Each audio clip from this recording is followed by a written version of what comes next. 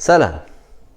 الشمس النجم المركزي في المجموعة الشمسية وأقرب النجوم إلى الأرض. بفضلها نتلقى الضوء على سطح الكوكب، مما يجعله دافئا بما فيه الكفاية للعيش.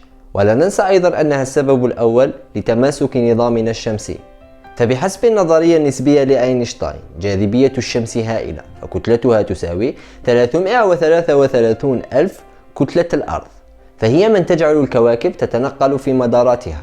وبالرغم من هذا نحن كبشر لا نشعر إطلاقا بهذه الجاذبية. فلو قمنا بمقارنة بسيطة لوجدنا أن الجاذبية التي تكون بين شخصين تفصل بينهما مسافة 7.5 ملم أكبر من الجاذبية التي تطبقها الشمس على شخص من سطح كوكب الأرض، وهي تقريبا تساوي الصفر، وكأن الشمس غير موجودة أصلا. لحظة، ماذا لو اختفت الشمس؟ طبعا لن يحدث هذا هكذا، فالمادة والطاقة لا تختفي أو تنتقل ببساطة، خاصة إذا كانت بحجم أو كتلة الشمس.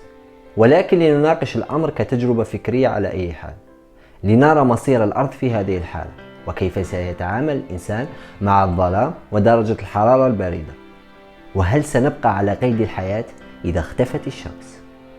ضوء الشمس يستغرق حوالي 8 دقائق و20 ثانية من الشمس إلى الأرض. لهذا السبب في لحظة اختفاء الشمس سنظل نراها في السماء لمدة 8 دقائق و20 ثانية أخرى. لكن ماذا عن الجاذبية؟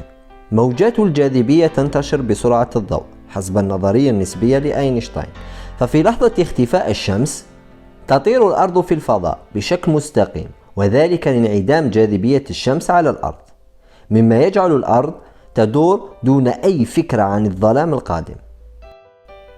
ستنهار الأرض في الظلام، ثم سيختفي القمر لأنه لا ينتج ضوءا خاصا به مثل الشمس. وبالعودة إلى الأرض ستظل الكهرباء والوقود الأحفوري قابلة للاستخدام لفترة من الوقت، وتنار المدن تماما مثل أي ليلة عادية. لكن لانعدام ضوء الشمس جوانب أخرى، أهمها موت النبات لعدم وجود التركيب الضوئي، فهو المسؤول الأول عن تزويدنا بالأكسجين، حيث تقول الدراسات أن 99.99% من إنتاج الأرض من الأكسجين يتم بعملية التركيب الضوئي. فبموت النبات هل ينتهي مخزون الأرض من الأكسجين؟ قطعا لا، لأن إنتاج الأرض السنوي من الأكسجين إلى جانب ما يحتويه الغلاف الجوي سيستغرق منا ومن الكائنات الأخرى آلاف السنين لاستهلاكه.